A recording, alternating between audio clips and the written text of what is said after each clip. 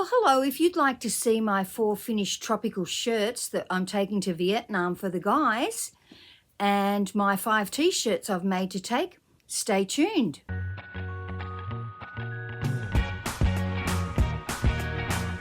Hello everyone and welcome. I'm Deb and this is DB Designs and Sewing Australia.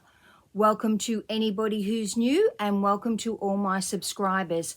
Please like and subscribe. It really helps my algorithms in YouTube. And a very big thank you to all those people who have bought me a coffee on my Ko-fi account. It is very much appreciated. Now, let's get into these shirts. I have completed the 4 shirts, except I haven't opened the buttonholes or sewn the buttons on yet because I've just put some fray check on the back of the buttonholes. And I had to do 20 buttonholes and I did them all in a row and they all worked out perfectly. I did not have to stop between buttonholes. I made sure I had a full bobbin. So I was really pleased with how well that went and I did not have to unpick any. So this is the shirt that I made 2 of in a size large. Now this is the Kwik Sew 3484 and it's that shirt there, and it's really a camp shirt, and that is the back of it. So it doesn't have any pleats or anything like that in it. And I made 2 size large in that one. Really happy with how that went. It's a really nice shirt. Now the other style, which is the Wardrobe by Me tropical shirt. Very nice pattern too. Hadn't used this pattern before. I bought it just for this. And as you can see, it's got 2 pleats in the back. Now that just gives you more room around the tummy without it pulling. So rather than sizing up for a much bigger size, you can increase the width of those pleats if you wanted to by just adding more fabric into the back section of your shirt because it's on a yoke. So you can see it's on a yoke there. So that's a way of increasing the fabric around the girth without making the shirt too oversized, without altering it for your sleeves. And it can just give you a bit more room to move your arms around for anybody with a bit of a tummy or that takes a bigger size but is not big in the shoulders or neck. So I made a 4X and a 3X in this one. And where's the pleat? And so that's the size of the pleat there. Probably a little bit easier.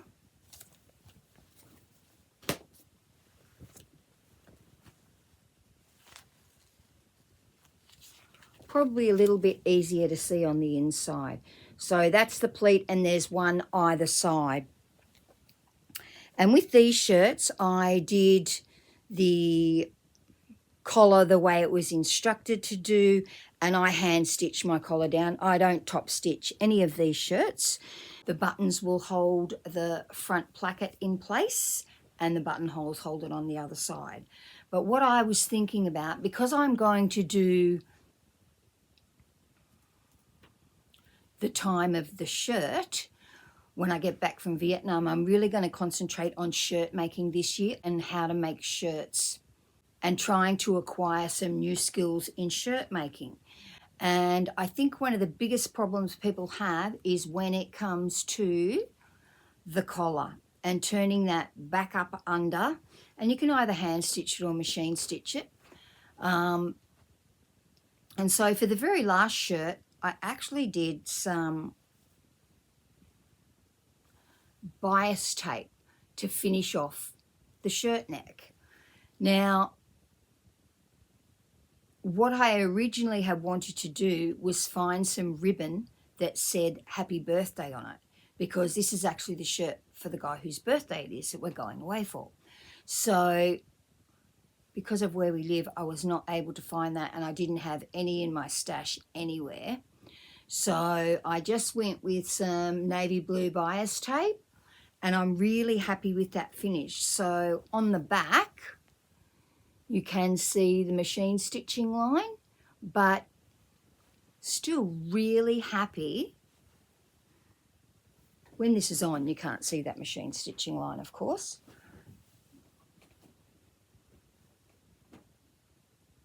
Really happy with that finish on the neck. So I was trying to think of how I can do this in a neater way, in a better way. The only thing I would say about that pattern is next time I would extend the inner facing. This inner facing, even though it's overlocked off, so that's the whole front facing that gets attached. Even though I've overlocked it and it looks neat, I would prefer to turn it under, but I didn't have enough fabric on it to turn it under. So I may extend it by like 2 centimeters. I can always trim it off next time I make it. So I have made a note of that on my pattern, just so I've got extra. And you can do whatever you want with it. You can cut it off, you can overlock it. I didn't really want to overlock it. I wanted it to look neater than overlocking. So that's the only thing I would change. I don't know if it was a pattern or if it was me, but I thought next time I make this shirt, and there will certainly be a next time, I'm going to extend that facing a tiny bit in the very, very top edge that wraps around into the back and gets attached to the yoke. I just hand stitch it to the yoke. I really would like to be able to fold it under and hand stitch it to the yoke, just for a bit of a neater look, especially when I put the bias binding in, and it makes it really, really neat. So that's the only alteration I would make. Really happy with them. The guys love the fabric. They absolutely love this fabric. So that's those finished, except for opening the buttonholes and sewing on 20 buttons. That'll be a feat in itself. And then I thought about, what am I going to be wearing? Because I'll probably need to wear runners a lot rather than sandals or thongs. And so I started to make Naya t-shirts. So I've made a purple one, which is really nice. And I have taken some photos, so I'll pop some photos in. And this purple fabric is a purple organic t-shirt knit, and it comes from the Makers Society. The only thing I can say is it's not terribly stretchy, which is okay for the Naya t-shirt because it's not a tight fitting t-shirt, so it's fine. And I made a fuchsia one, and this is a bit slinkier. You see it's a little bit shinier, doesn't press all that well either. And this is in a Luxe Poly jersey from the Makers Society. I actually really like this one. It feels really nice on. And the next one I made was a white one. And I have put labels in all of these t-shirts because otherwise I don't know which is the back and which is the front. And then I've got to look for the seam in the neckband to be able to tell. So I'll put a label in so it'll be easier. So the white one is a cotton spandex that I got from Spotlight. Fabric I've had for years probably. And then I made a black one. Now I've already got, and this will be a cotton spandex as well, probably from Spotlight years ago. I had this in my stash. I have also got another Naya in the black, in a slinkier type of fabric. But I must say, this one just gets covered in fluff, stuck on everything. And then I made a green one, and this is an emerald viscose jersey, which sort of looks all puckered up, but it's not when you've got it on because it's actually quite fitted. And I think the pattern I used was this New Look pattern here. And I must have made the sleeves a little bit shorter because they're quite a long sleeve down to your elbow in this pattern. I've made this t-shirt a lot of times. So I think that's the pattern. I had a look through a few other ones and thought, I don't think it's that. And I also made it shorter. So that's my 5 t-shirts that I've made. I've got someone coming shortly because they're going to a wedding and they need their dress taken up. And the next thing I'm going to do after that is I'm going to trace off the Lois dress, because I suspect I'm going to have to make a fair few toiles so that it's not so low cut without ruining the style of the dress. See if she's got any more pictures in here. So I'm not absolutely sure. This is what the skirt part looks like, and that V comes up and forms the very center front of the top. So I think I'll trace off a size 14 by the look of it. When I look at the size chart, I'd be a 10 in the hips, a 12 in the waist, and a 14 in the bust. But it's got the finished garment measurements on it, but the finished garment measurements has got a waist measurement and a hip measurement, but it doesn't have the bust measurement. So I think I will initially trace off the 14, see what it's like. I've got some calico there and I'll start to make it just really in the top section, because I absolutely love the dress, but I keep on thinking it's going to be so low cut. Yeah, it could probably only be that low cut on me.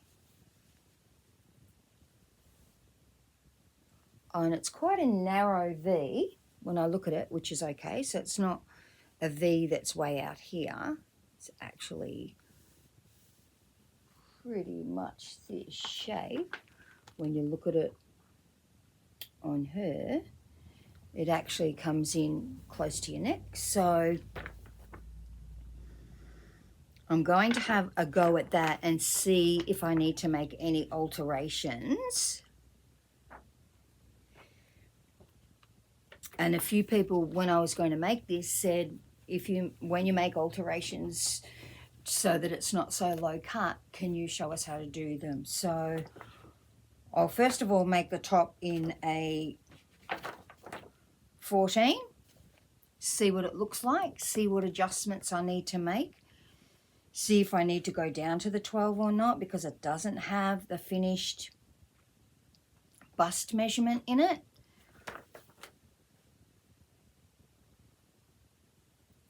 And it doesn't have gathering under the bust. Looks like it's only got darts. Oh, look, there's a bigger line drawing for it. There's a bigger line drawing. So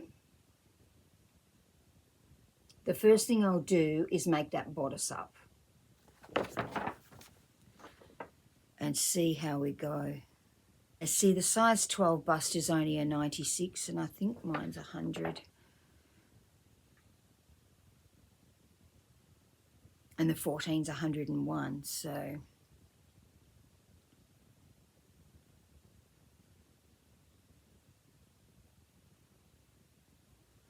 that's in fact only 2 pattern pieces that I'll need to cut out to start with, or trace off to start with, which is the front bodice, because you cut a pair, and the back bodice, which is cut on the fold.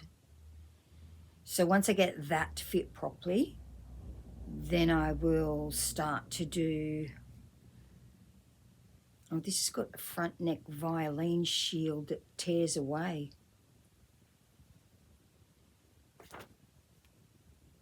I usually do the narrow interfacing that I leave in, especially in a dress like that, where you, not only would I do the iron-on interfacing strips, which I think is called a T12 or a T15 or something. Yes, this style of thing is what I would usually use. I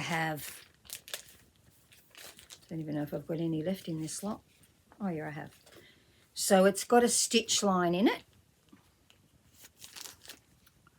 You can see that that's actually got a line of thread running through it. So I've actually got whole big rolls of that sort of thing. But I prefer to stay stitch and also press this in, because I always seem to end up with gaping in the front of things that are V-neck, or especially a wrap top. Yeah, so even on the Elodie wrap dress, I've done stay stitching, I've ironed on the narrow interfacing, and I've done understitching because I fully lined the whole dress. So that stops it from ever getting sort of a bit slack in the front. And what I'm wearing today is the Sandalette dress by Corset. So one of my favourite dresses. It's in Miss Moresby's Christmas market fabric. Really love this dress. Very comfortable, easy to wear. So that's all from me this week. The next alteration I'll be doing is a lady's dress that she needs to wear to a wedding, which I suspect is on Saturday. So I will have to get on with that tonight, because I think we're going out tomorrow. And I've got to open up all those buttonholes and sew on those buttons, but that won't take that long to hand sew on all those buttons. So that's all from me. Everybody have a wonderful week. I will get on with the extra things I've got to do, and I'll come back to you with how I'm going with that Lois dress, because a fair few people were interested in, I think people have got the pattern but they haven't made it yet because they think it's going to be too low in the front. And I will certainly be doing toiles for it because I'm using this Miss Moresby linen. So really beautiful fabric, can't wait to use it. But certainly I'm going to be taking my time so I can get the fit perfect. It's no use using that beautiful fabric and not having a dress that you're really not going to wear very much. So I will talk to you all soon. Everybody have a wonderful week. Please like and subscribe. I'll talk to you all later. Bye.